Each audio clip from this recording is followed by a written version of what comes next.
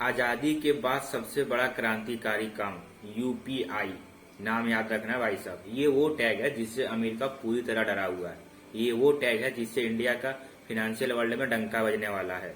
Digital India का ये initial tool किस प्रकार वीजा और मास्टर कार्ड जैसी कंपनियों को टक्कर दे रहा है। आखिर यूपीआई है क्या, किसने बनाया, क्यों बनाया और इसकी वजह से भारत का इतना नाम क्यों हो रहा है, अमेरिका डर क्यों रहा है और वीजा और मास्टर कार्ड जैसी कंपनियों की लंका क्यों लगी हुई है, तो जानेंगे।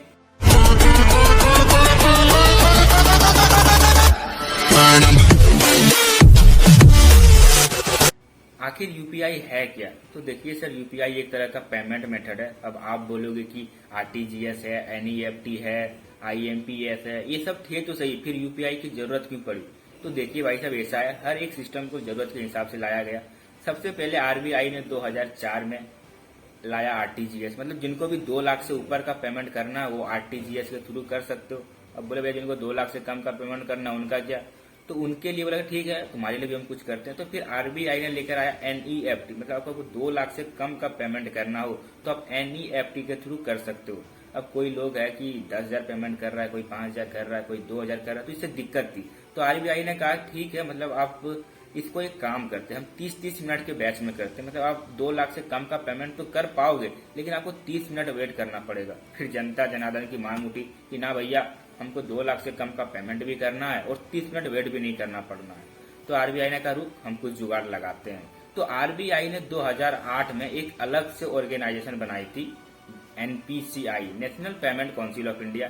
इनको बोला कि भैया आप कुछ करो। तो उन्होंने कहा कि 2010 में एक हम सिस्टम लॉन्च कर रहे हैं, आईएमपीएस, इमीडिएट पेमेंट सर्विस। इसमें होगा क्या, जो लोगों के फोन में सिम लगे हुए हैं उनको बना लेंगे हम बेस और इनके माध्यम से कर सकेंगे पेमेंट। अब इतनी सारी सुविधा हो गई तो फिर यूपीआई को लाया ही क्यों गया? तो देखिए, इसमें सुविधा तो थी लेकिन कुछ लिमिटेशन थी, जैसे कि आप मर्चेंट को पेमेंट नहीं कर सकते थे, जैसे अभी करते हो 10 रुपए 5 रुपए, ये स्कैन वाली सुविधा नहीं थी। और इसमें बेनिफिशियरी ऐड करना पड़ता था जिसमें 30 से 40 मिनट का समय लग जाता था। तो क्या ऐसा नहीं हो सकता कि ये बेनिफिशियरी ऐड ना करना पड़े और ये मर्चेंट वाले जो भैया हैं, किराने वाले भैया, अंडा वाले भैया, कपड़े वाले भैया, इन सबको पेमेंट कर सके? तो बोले ठीक है। फिर यही 2008 में जो एनपीसीआई बना था, इन्होंने ही आईएमपीएस का अपग्रेड वर्जन लाया जिसे हम यूपीआई कहते हैं। इन्होंने किया क्या, इसका मैं एक वर्चुअल आईडी बना दी जिसे हम यूपीआई आईडी कहते हैं और इसके माध्यम से हम पेमेंट कर सकते थे। अब ये भैया इसमें सुविधा थी, 24/7 काम करता था, इसमें कोई ट्रांजेक्शन चार्ज नहीं था। तो यूपीआई जो है काफी सुविधा थी और ये फैल भी गया। यूपीआई को फैलाने के लिए गवर्नमेंट ने एक बहुत ही इंटरेस्टिंग काम किया। इन्होंने बोला कि भैया अगर हमारे भरोसे बैठोगे तो कुछ होगा नहीं, हमारा ब्यूरोक्राफ्ट कितना करप्ट हम जानते हैं ही। तो इन्होंने प्राइवेट कंपनियों को अलाउ कर दिया। सबसे पहले इन्होंने फोन पे को दिया कि भैया लो, मस्त यूज करो, कोई दिक्कत नहीं है। फिर 2017 में तेज ने इसको लिया। तेज आपने यूज किया होगा, पहले तेज था, अब इनका नाम जीपे हो गया है। तो भैया गूगल को इन्होंने अलाउ किया। अब गूगल इतनी बड़ी कंपनी, उनका इतना बड़ा मार्केटिंग, अब गूगल इसको प्रमोट कर रहा है पूरी दुनिया में, तो भैया और ये फैलने लगा। फिर पेटीएम आया, मतलब पेटीएम मैं भी ले लूं, हाँ भाई तू भी ले, तू भी यूज कर। तो पेटीएम ने भी यूपीआई को कनेक्ट कर लिया। पहले था कि सिर्फ गवर्नमेंट इसको प्रमोट कर रही थी, गवर्नमेंट से प्रचार कर रही थी, अब सारी कंपनियां प्रचार कर रही है, तो ये बहुत ज्यादा फैल गया। अब आप इसका अंदाजा इस तरह लगा सकते हो, अब यूपीआई का जो मार्केट कैप है, इससे इसका ग्रॉस वैल्यू है जो हर महीने 10 लाख करोड़ इनका ट्रांजेक्शन होता है। अब भैया यूपीआई फल गया, फूल गया, बहुत कुछ हो गया, लेकिन इससे अमेरिका की लंका क्यों लगी पड़ी है?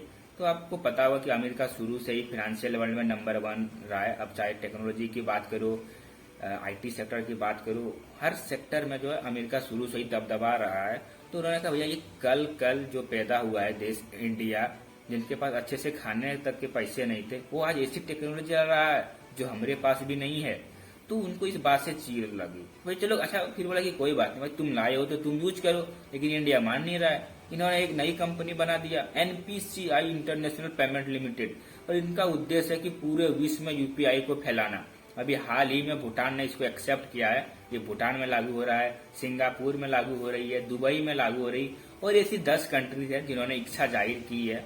फिलहाल अभी ये जो 10 कंट्री है वो एशियन ही है, तो एशियन में यूपीआई का दबदबा हो रहा है। अभी अमेरिका तो अपने एंट्री देगा नहीं, रूस मतलब यूरोप जो कंट्रीज है वहां भी अपने को एंट्री आसानी से मिलेगा नहीं, लेकिन जापान ने भी इच्छा जाहिर की है। और सबसे बड़ी बात हमारे लिए, फ्रांस ने इसके लिए इच्छा जाहिर की है कि भैया हम भी यूपीआई लेंगे। अगर फ्रांस के साथ हमारा कॉन्ट्रैक्ट डील साइन हो जाता है तो हमें मिल जाएगी रूस में एंट्री। रूस में एंट्री मिल जाएगी तो भैया हमें मिलेगा यूरोप में एंट्री। अमेरिका तो आसानी से घुसने नहीं देगा, लेकिन यूपीआई का जो दबदबा है वो बढ़ रहा है धीरे धीरे। आप यूपीआई की दीवानगी को इस तरह समझ सकते हो कि गूगल ने अमेरिका को लेटर लिख के कहा कि भैया यूपीआई क्या मस्त सिस्टम है यार, हम भी इसे अपने यहाँ डेवलप करते हैं। गूगल अमेरिका को कह रहा है कि इंडिया से सीखो। तो इस तरह से जो है अमेरिका लगा पड़ा है। तो भैया अगर ये मान लेते हैं कि फ्रांस में ये लागू हो गया यूपीआई, तो इससे हमको क्या फायदा होगा? तो देखिए फायदा ये होगा कि अगली बार आप फ्रांस गए पेरिस घूमने, तो आपको फॉरेक्स कार्ड लेके जाने की जरूरत नहीं है, आपको अपनी करेंसी कन्वर्ट कराने की जरूरत नहीं है। आप आराम से लेके जाओ अपना फोन, वहाँ पे होटल जाओ, मॉल जाओ, मन करे वो आओ जाओ और पेमेंट करो यूपीआई से, टेंशन नहीं। तो ये सारी सुविधा होगी। तो इसलिए अमेरिका को भैया लग रहा है कि ना ये तो गलत बात है। तो फायदा ये होगा कि इन्वायरमेंट को भी बहुत ही राहत मिलेगी। नोट छापने और मेंटेनेंस करने में हर साल आरबीआई को 2 लाख करोड़ का खर्चा पड़ता था और नोट गल जाते थे, भींग जाते थे। और दिक्कत तो तब आती थी जब कोई नोट में हमारे देश के आशिक लिख देते थे कि सोनम गुप्ता बेवफा है, तो नोट बेकार हो जाते थे। तो आरबीआई को मेंटेनेंस करने में और बदलने में 2 लाख का खर्चा आता था। वो खर्चा बचेगा और इस खर्चा को वो इंफ्रास्ट्रक्चर में, टेक्नोलॉजी में लगाएंगे, जिससे कि इंडिया और बूस्ट करेगा। तो ये सारी चीजें थी। तब भैया ठीक है, अमेरिका डर रहा है, उसका इज्जत की बात आ गई है। तो फिर जो ये है वीजा और मास्टर कार्ड कंपनियां, इनकी लंका क्यों लगी हुई है? तो देखिए ऐसा है, मैं आपको थोड़ा पीछे लेके जाना चाहता हूँ। देखिए जब जब नए नए एटीएम कार्ड खुले थे, अगर आपके पास आईसीआईसी बैंक का एटीएम कार्ड है तो आपको आईसीआईसी बैंक भी जाना पड़ता था पैसा निकालने के लिए। आप एचडीएफसी बैंक से नहीं निकाल सकते थे। आईसीआईसी वालों का कहना था कि भैया हम एचडीएफसी वालों के साथ अपना डेटा शेयर नहीं करेंगे, हमारा झगड़ा हुआ है उनसे, दुश्मनी है, कंपटीटर है। तो फिर आया वीजा और मास्टर कार्ड, ये दोनों एक नेटवर्क कंपनियां। इन्होंने कहा भैया कोई बात नहीं, हम आपको सुविधा देते हैं, हम देंगे फैसिलिटी, हम जितना भी पेमेंट है उसको वेरीफाई कर देंगे, बदले में आप हमको कुछ चार्जेस दे देना, कुछ पैसा पे कर देना, हम बाकी आपका काम कर देंगे।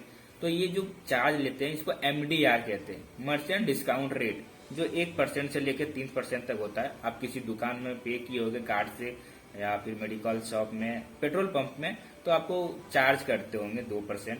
अगर आप वो चार्ज नहीं करता है तो कम या शॉप वाला भरता है।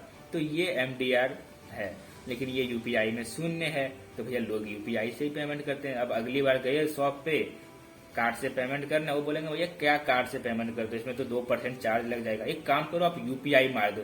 तो इस कारण से यूपीआई बहुत ज्यादा फैला। यूपीआई का ब्रांड चाइल्ड रघुराम राजन और दिलीप एस को माना जाता है। ये जो यूपीआई का उपज है, इन्हीं दोनों के दिमाग की उपज है।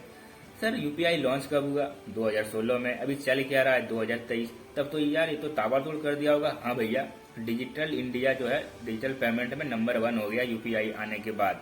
हर महीने 100 मिलियन से ज्यादा का पेमेंट होने लगा। अब आप बोलोगे भैया वाह ये तो बहुत बढ़िया बात है, लेकिन देखो भैया ये हुआ क्यों? क्योंकि एक भाई यूपीआई यूज करने में आसान, 24/7 काम करता था, ये कोई टैक्स नहीं लगता था, कोई चार्ज नहीं, तो इस तरह से फैल गया। और दूसरी तरह से देखें तो इसके किस्मत में भी फैलना लिखा था। कुछ घटनाएं इसके साथ हुई, कुछ वाक्यां इसके साथ हुई जो कि शायद प्लान नहीं था, लेकिन इसको फायदा बहुत फटाफट हुआ। ये 11 अप्रैल 2016 को लागू हुआ यूपीआई हमारे देश में। फिर इसके अगले महीने फोन पे ने कहा कि भैया मैं जो है यूपीआई को कनेक्ट कर लेता हूँ, तो फोन पे ने कनेक्ट कर लिया। फिर सितंबर में अंबानी साहब आए जियो लेके और सबके हाथ में इंटरनेट थमा दिया, जिससे कि इनको बूस्ट मिली। फिर नवंबर में मोदी साहब आए हमारे 2016 में ही, उन्होंने कहा भैया अगले जो है कल से 500 और 1000 के नोट नहीं चलेंगे। तो डीमोनेटाइजेशन हो गया। अब लोगों के पास कोई ऑप्शन नहीं था, तो उन्होंने फोन बोले भैया पैसा गंगा जी में बहाने से अच्छा कि फोन पे में, पेटीएम में रखा जाए। तो इनसे और बूस्ट मिली। यूपीआई ने तो बहुत सुविधा दे दी भैया, बल्ले ही बल्ले। भैया सुविधा दी नहीं है, सुविधा तो अब देगी। हाल ही में अभी जो आरबीआई के गवर्नर है शक्तिकांत दास, उन्होंने एक प्रेस कॉन्फ्रेंस में कहा कि भैया अभी 3 बेनिफिट हम इसमें ऐड कर रहे हैं। पहला ये कि इसमें क्रेडिट कार्ड से हम लिंक करेंगे यूपीआई को। अभी आपके पास जो भी फोन पे यूज कर रहे हैं, गूगल पे, पेटीएम, आप डेबिट कार्ड से लिंक किए होंगे, मतलब आपके एटीएम कार्ड से, मतलब आपके बैंक में जो भी पैसा पड़ा हुआ है आप उसको खर्च कर सकते हैं। लेकिन अब आप क्रेडिट कार्ड से लिंक कर पाओगे, मतलब आपके पास पैसा नहीं है, आप लोन लेके खर्चा कर सकोगे। और दूसरा फीचर ऐड किया यूपीआई लाइट। अब ये क्या है? इन्होंने कहा भैया बिना इंटरनेट के भी पेमेंट कर सकते हो। बोला वो कैसे? बोला कि आप घर से निकलते हो तो बटुआ लेके निकलते हो ना, तो उसमें 200-300 रखते हो, तो एक काम करो कि तुम यूपीआई लाइट में जो है 2,000 टका रख लेना, उसको 200 का पेमेंट तुम करना, इसमें आपको इंटरनेट की भी जरूरत ना पड़ेगी। तो बोले वाह ये सही है। फिर तीसरा फीचर बताया कि भैया 123 पे है, मतलब एक गांव में जितने भी लेबर हैं या फिर जिनके पास बड़ा बड़ा फोन नहीं है वो कैसे पेमेंट करेगा। तो बोला कि भैया तुम 123 पे कॉल करना, वहां से पेमेंट आपका जो पैसा वो कट जाएगा और जिसके पास जाना है उसके पास पहुंच जाएगा। तो ये सारी सुविधाएं। एक और सुविधा है जो कि लागू तो 2020 से है, लेकिन अभी लोग यूज नहीं ले रहे हैं। धीरे धीरे अवेयरनेस बढ़ेगी तो लोग उसको यूज में लेंगे। ऑटो पे, यूपीआई ऑटो पे, मतलब अगर आपको नेटफ्लिक्स, हॉटस्टार, अमेजन प्राइम का अगर मंथली सब्सक्रिप्शन खरीदते हो तो अगर आप ऑटो पे लागू कर देते हो तो वो आपका पर मंथ कट जाएगा। या फिर बजाज फिनांस से आप बाइक लेते हो या फिर ईएमआई पे कोई चीज लेते हो, आप उसे ऑटो पे कर दोगे तो आपको मंथली वो कट जाएगा जितना है। तो ये सुविधा है। अब आप बोलोगे भैया कि यूपीआई में सब अच्छा ही अच्छा है कि कुछ खराब भी है। तो देखिए भाई, यूपीआई को जितना फलना फूलना था जरूरत से ज्यादा फल फूल गया, लेकिन इसका जो इंफ्रास्ट्रक्चर है, जो टेक्नोलॉजी है, उतना डेवलप हुआ नहीं है। और एक दूसरी बात कि आम जनता ने इसको बहुत चढ़ा बढ़ा दिया है, लेकिन बैंक ने इसको पूरी तरह से मान्यता दिया नहीं है। वो उनका मन जो था ढीला है, क्योंकि वो कह रहा है भैया इससे हमको कुछ फायदा हो नहीं रहा है। सुन एमडी है हमारा, वो कहा है कि अगर कुछ चढ़ावा मिल जाता है तो प्रचार करने में थोड़ा अच्छा लगता है। कुछ गवर्नमेंट ऐसे जुगाड़ लगा दे कि इसमें कुछ चार्ज लगा दे, या फिर 10-20 टका का कुछ अगर थोड़ा सा भी चार्ज लगा दे, फिर देखिए कैसे बूस्ट करता है अपना यूपीआई। तो ये था यूपीआई की कहानी। अगर अच्छी लगी तो भैया, अच्छी लगी तो कर देना सब्सक्राइब। वैसे आप बताओ कि आपको पहले पता था यूपीआई की जर्नी ऐसी है?